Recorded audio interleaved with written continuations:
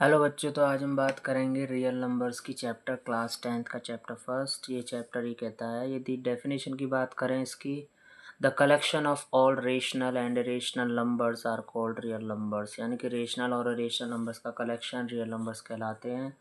इनमें rational numbers के बारे में बात करें तो सिंपली आप जानते हैं जिसको पी अपॉन क्यू की फॉर्म में लिख सकें वो रेशनल नंबर्स कहलाते हैं, जहाँ क्यू ज़ीरो के बराबर नहीं होता। इरेशनल नंबर्स क्या होते हैं? वे नंबर्स जो पी अपॉन क्यू की फॉर्म में नहीं लिखे जा सकते, can not be written in the form of P upon Q, are called irrational numbers. Under root 2, under root 3, जितने भी अंडर रूट वाले नंबर्स हैं ये सब इरेशनल नंबर्स की कैटेगरी में आते हैं। पाई ये भी इरेशनल नंबर्स है। अब बात करें terminating decimals. It terminating decimals is a number that has a finite number of digits after the decimal point. यानी कि टर्मिनेटिंग डेसिमल वो होते हैं जैसे डेसिमल पॉइंट के बाद किसी एक सर्टेन प्लेस पर जाकर वो कम्प्लीटली डिविजिबल हो जाए वो फ्रैक्शन, और डेसिमल फॉर्म में एक फाइनाइट नंबर दे। यानी कोई नंबर रिपीट नहीं हो रहा है पीछे, ना कोई नंबर इनडेफिनेट मैनर में रिपीट हो रहा है, यानी 0.75, 0.875 एट्सेट्रा। यानी कि यहीं पर वो ख़त्म हो गया, कोई उसका और पॉइंट रिमाइंडर रहा ही नहीं। दे स्टॉप कम्प्लीटली, इसकी कैरेक्टरिस्टिक की बात करें, they stop completely after a certain point. एक पॉइंट के बाद वो कम्प्लीटली स्टॉप हो जाते हैं। The primer factorisation of its denominator of its fraction contains only 2,5 और बोथ, फॉर एग्जाम्पल 3/20।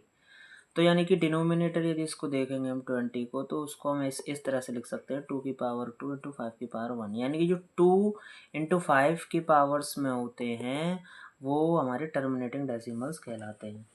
और नॉन टर्मिनेटिंग डेसिमल्स किसे कहते हैं?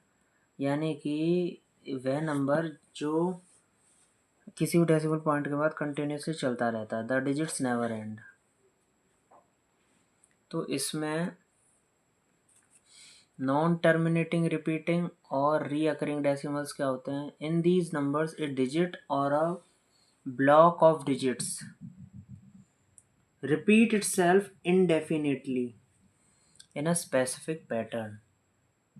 It means फॉर एग्ज़ाम्पल जैसे मैंने कहा कि 0.333, यानी कि 3 रिपीट हो रहा है एक पैटर्न के थ्रू, यानी कि तो 0.3 पे बार लगा देंगे। जितने नंबर्स पे, जितने डिजिट्स पे बार रहता है उतने ही डिजिट्स रिपीट होती हैं उसी पैटर्न पर। जैसे 1/7 को 0.142857 और फिर 142857, तो हम देख सकते हैं 142857 ये डिजिट्स इसी पैटर्न पर रिपीट हो रही हैं, तो इस पर बार आ जाएगा 0.142857।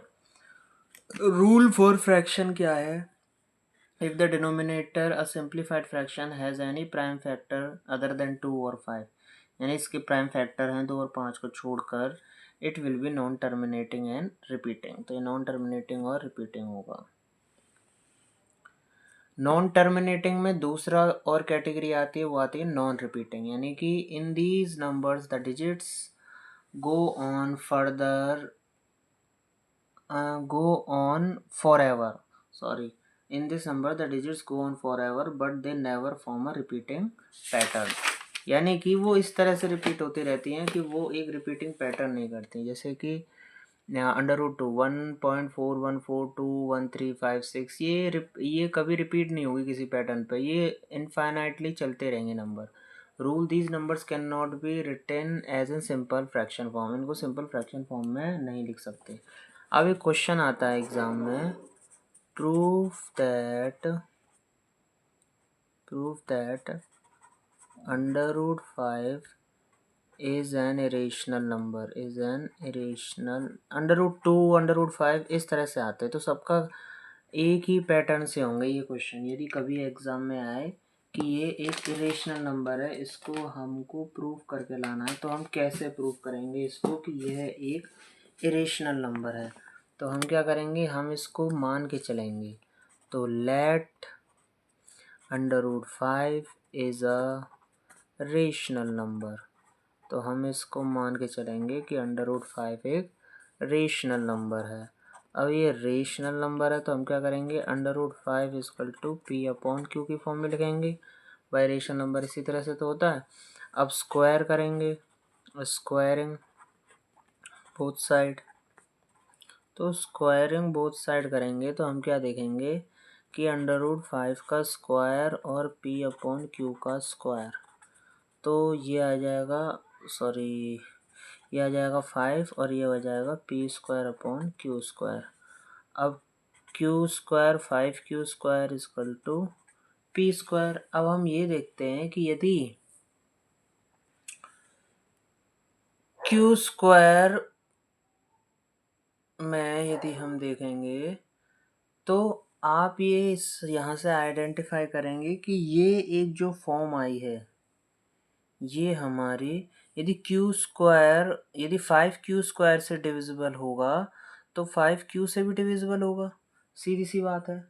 तो यहाँ पर क्या है, यहाँ पर हमारी एजम्पशन क्या निकली, रॉन्ग निकली, हमारी एजम्पशन यहाँ पर रॉन्ग निकली। तो हम क्या करेंगे, हम ये कह सकते थे if 5 is divisible by q², then it is also divisible.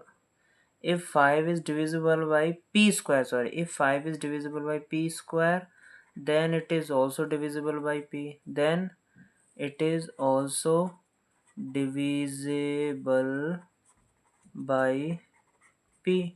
So our assumption is wrong. Our assumption is wrong. तो हमारी assumption wrong है, तो हम जो मान के चले थे ये रेशनल नंबर है वो गलत है।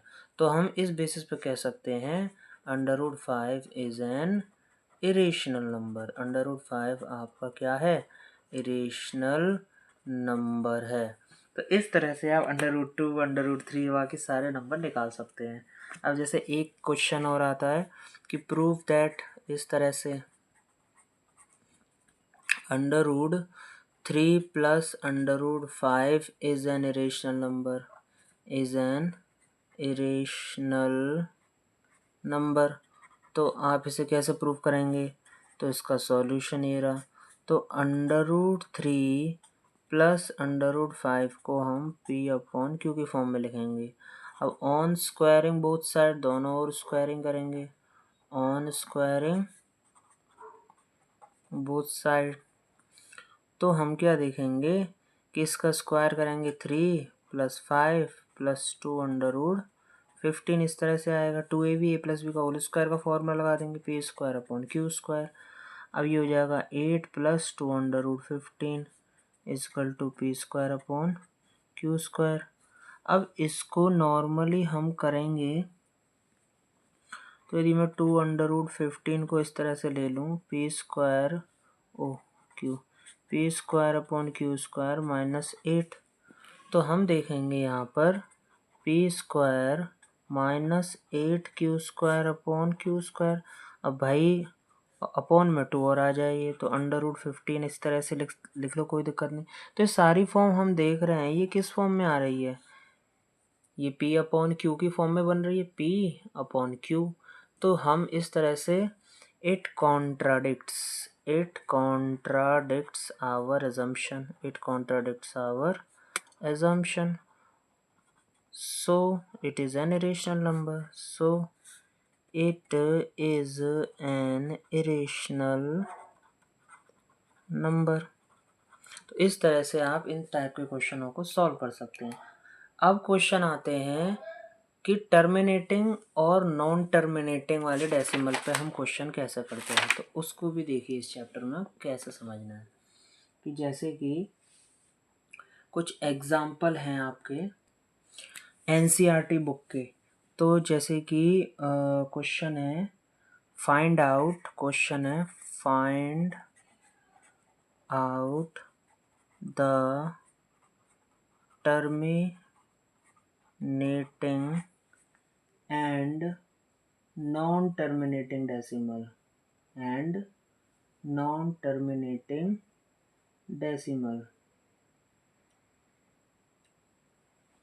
terminating and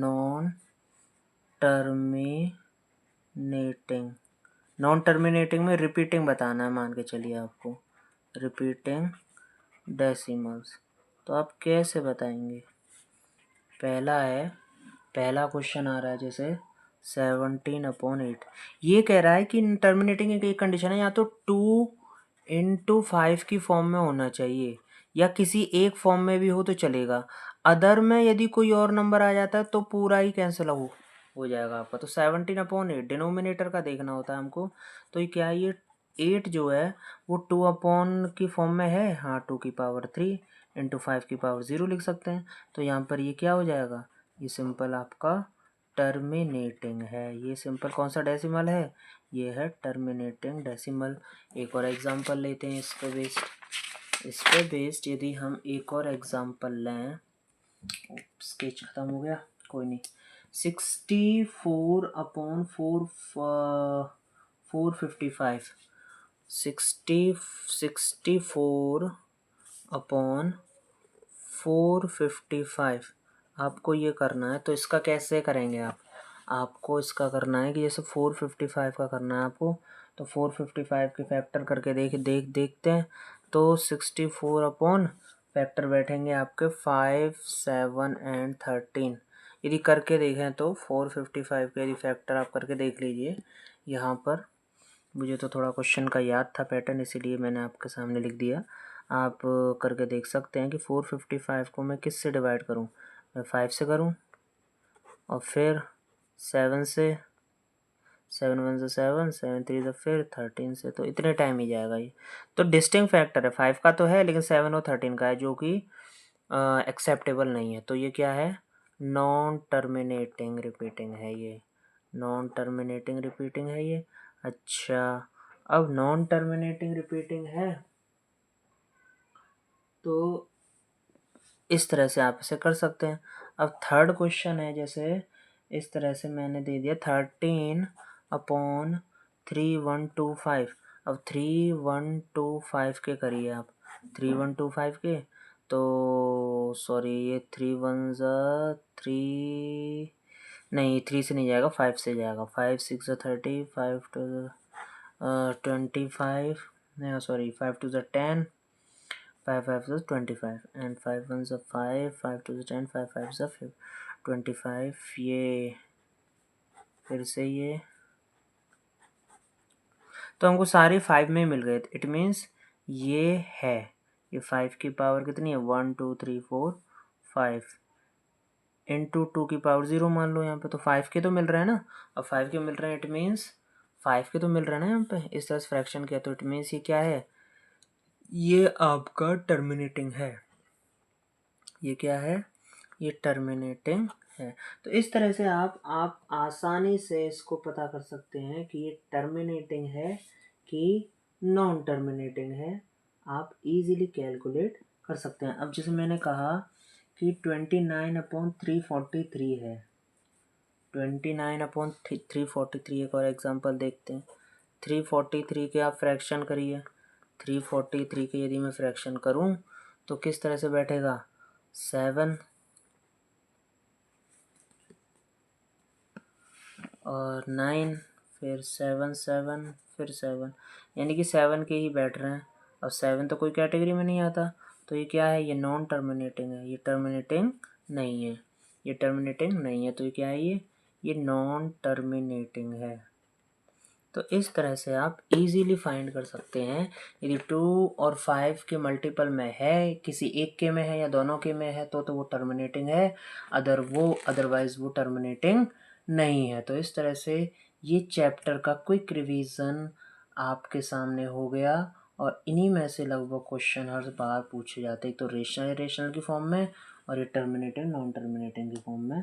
तो आप इजीली इन बेसिस पे इन क्वेश्चंस को सॉल्व कर सकते हैं और भी अदर क्वेश्चन प्रैक्टिस कर सकते हैं। पढ़ते रहिए, वीडियो को लाइक करिए, सब्सक्राइब करिए, प्रतिक्रिया दिए, क्या कैसा लगा, क्या और करना चाहिए। धन्यवाद।